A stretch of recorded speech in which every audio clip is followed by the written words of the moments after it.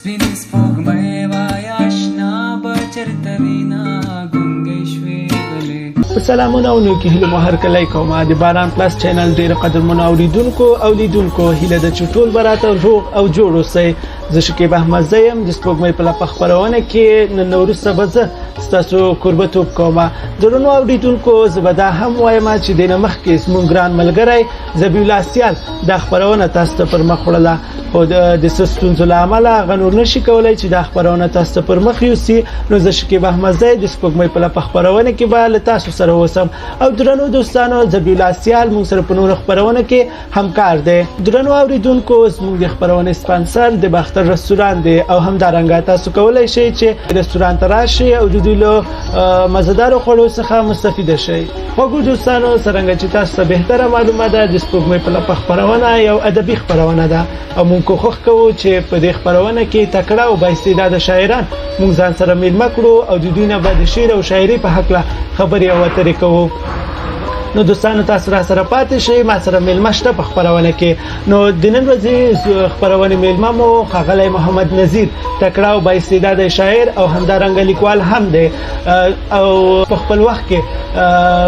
تکړه ښوونکی هم تېر شوی ده. دوی ته ښه راغلاست وایم. ښاغلی نذیر صاحب ستړي مه شئ، په خیر راغلی سپوږمۍ په لپې خپرونې ته. ډېر زیاته مننه احمد زی صاحب. سلامونه تاسو ته او تاسو د چینل ټولو مینوالو ته. مننه، ژوندی اوسئ.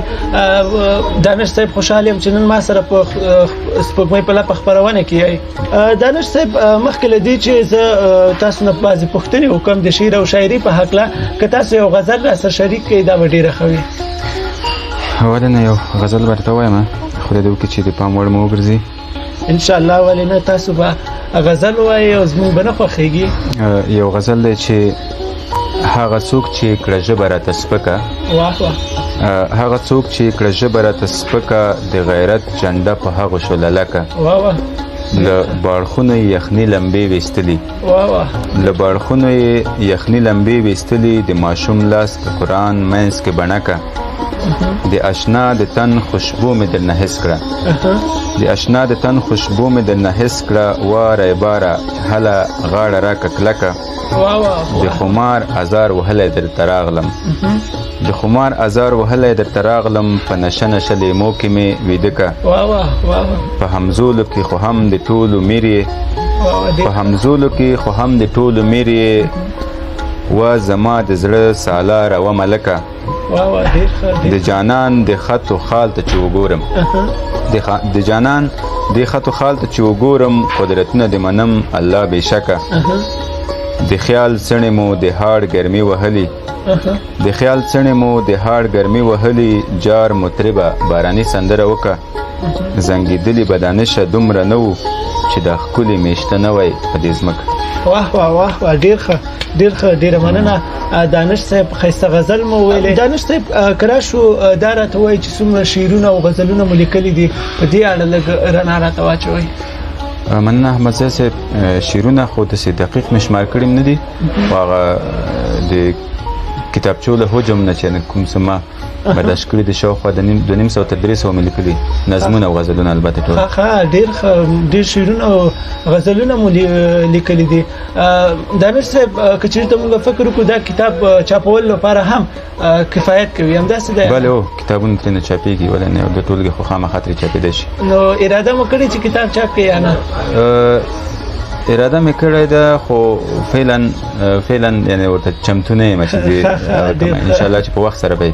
چاپ کړو. ښه ډېر ښه.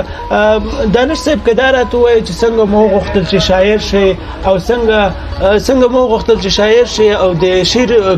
ډګر ته د راتلو علت مو څه و؟ احمد زی صاحب زه به درته دومره وایم چې شاعري دا خپله یو ذوق غواړي، یوه مینه غواړي. ډېر ښه. یعنې ډېری خلک داسې ما لیدلي دي چې شعر نشي لیکلی خو بیا هم شاعري خوښېږي. نو زما ډېر پخوا نه دې سره ډېر علاقه وه د شعر ویلو سره، په ټوله کې نظم برخې سره د نظم متنونو سره مې علاقه وه چې زه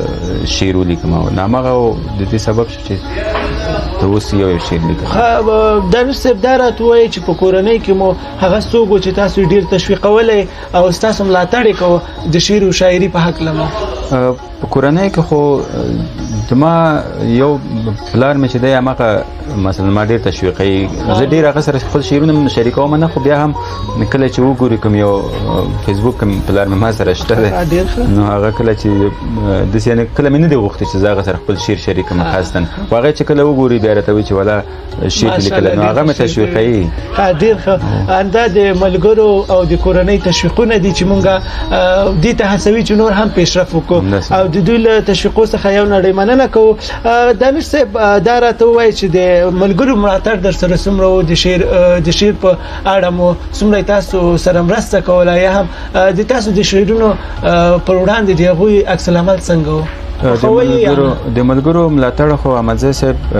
همدغه د ملاتړ هم دې ته ویل کېږي چې کله ته شعر لیکې په غونډو کې ګډون کوې ستا شاعري اوري او ډېرې تشویقوي یعنې موږ هغه څه نه یې لیکلي خو هغوی دومره موږ تشویق کړي چې موږ لا وهڅوي چې موږ یو څه ولیکو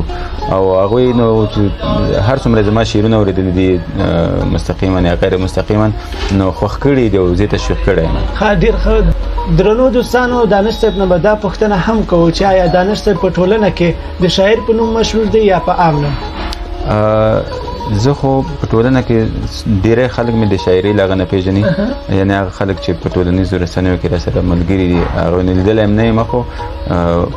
آشنا دي له شعرونو سره مې او هغوی مې نه بیا په شاعر باندې پېژني فکر کې چې دا شاعر دی او هغه څوک چې زما سره په شخصي ژوند کې دي نو هغوی مې په یو بله معنا باندې پېژني او هغه څوک چې په اکاډمیک ماحول کې راسره دي هغوی مې د استاد په هغه باندې پېژني. ډېر ښه دانش صاحب خبر شوي یو چې تاسو په رسنیو کې هم کار کړی په رسنیو کې مو هم دنده ترسره کړې د خپلو دندو لږ څه راته ووایئ. مننه ما خو ادبیات ویلي دي زما رشته په ادبیات دي نو په همدې خاطر باندې د ژورنالیستیکي مسایلو سره هم زما علاقه ډېره زیاته وه. هغه وخت چې زه محصل وم یو راډیو سره مې کار کوم په بلخ کې مزار کې نهاد راډیو سره مې کار کوم بیا کله چې پوهنتون نه فارغ شوم بیا په ننګرهار کې جلال آباد کې د اسیا په نامه باندې یو تلویزیون په هغې کې شاوخوا 2 کاله د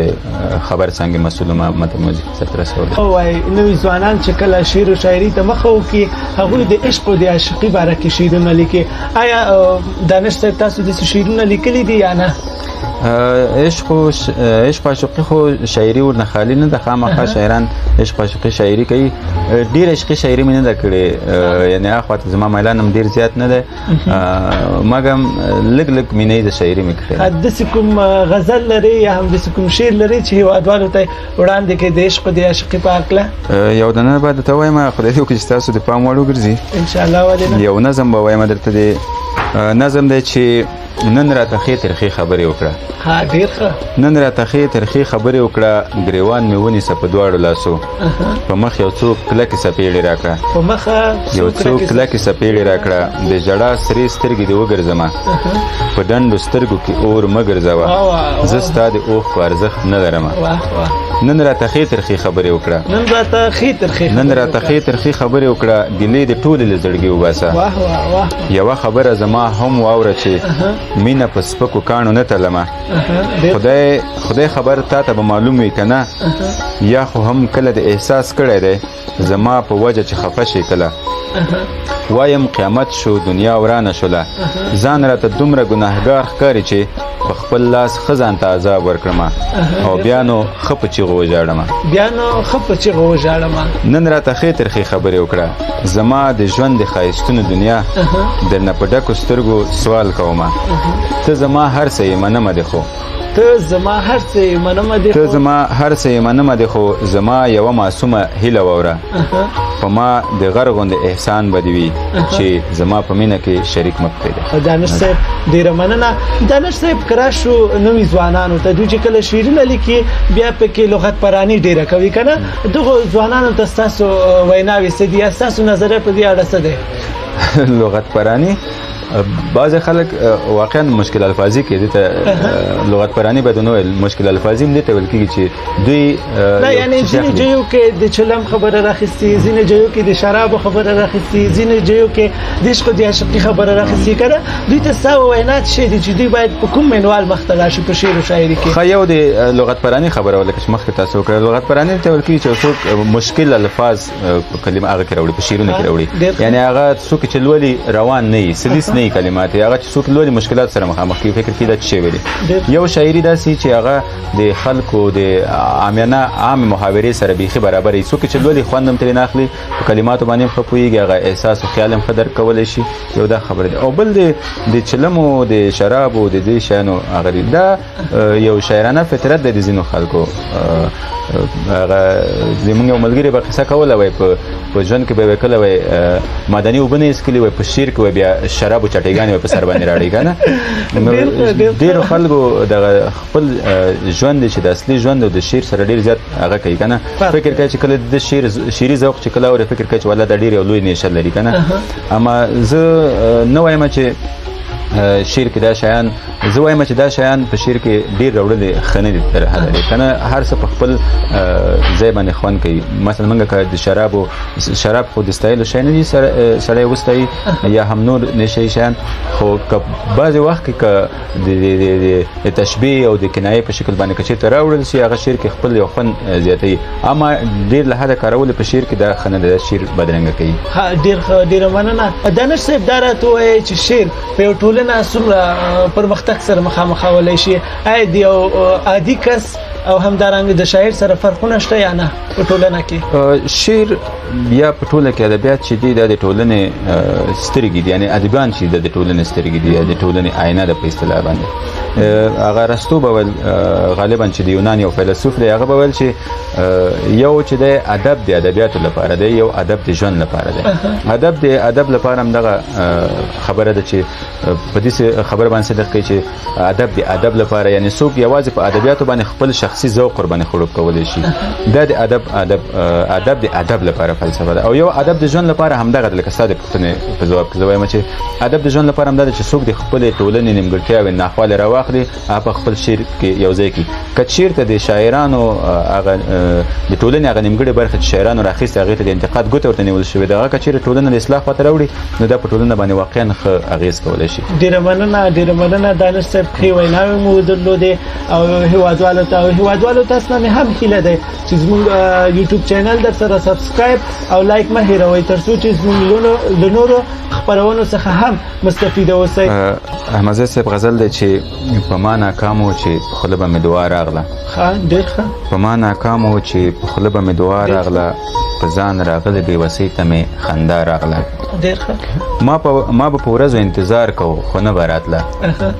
ما به په ورځو انتظار کوو خو نه به راتله چې زړه مې تنګ شو او روان شومه نو بیا راغله واه واه واه ډېر ښه په ژوند کې څومره خوشحالۍ چې وه په تا راغله ډېر ښه په ژوند کې څومره خوشحالۍ چې وه په تا راغله اسمان نه تیږه چې راولوېده په ما راغله ډېر ښه خدای خبر څه راز او څه یې په زړه وورېدل ډېر ښه خدای خبر څه راز او څه یې په زړه وورېدل یو څو قدمه لاړه ودرېده په شا راغله الله دې خیر کړي د باران سیلې په موږ رانشي الله دې خیر کړي د باران سیلې په موږ رانشي هوا ته وګوره څه توره وریځه بیا راغله ډېر ښه د مینې داو کې به زه نور څومره باقي شم وایه د مینې داو کې به زه نور څومره باقي شم وایه چې ژوند مې بایلود اوس په خپل سر مې سلا راغله ډېر ښه په دې وطن کې وایه مونږ په یو بل څه ونه کړل په دې وطن کې وایه مونږ په یو بل څه ونه کړل دانشه دلته څه د ظلم انتها راغله ډېره مننه دانش صاحب ډېر ښایسته غزلونه مو نننۍ خپرونه کې موږ سره شریک کړل دانش صاحب په لنډه کې خپل لنډ پیغام راته ووایي درنو هیوادوالو ته د پیغام څه دی هیوادوال ناست دي ستا غږ هم اوري او ستا ښکلې څېره هم ګوري ډېره زیاته مننه کور موادان چې بلنه مو راکړه زه به هیوادوال ته دغه پیغام وایم چې هیوادوال دی همیشه په زده کړو کې خوښي او همیشه هر څه چې د ځان لپاره خوښوي هماغه د هیواد او نور خلکو لپاره خوښوي ډېره مننه ژوندی اوسئ درنو دوستانو زموږ د خپرونې سپانسر باختر رستوران دی او تاسو هم کولی شئ چې دغه رستوران ته راشئ د دوی له مزهدارو خوړو څخه مستفیده شئ درنو دوستانو دا اوس زموږ د نن ورځې خپرونه تر بلې خپرونې چې زه شکیب احمدزی ستاسو درنو چوپړ ته حاضرېږم په لویه او بخښونکي رب وسپارم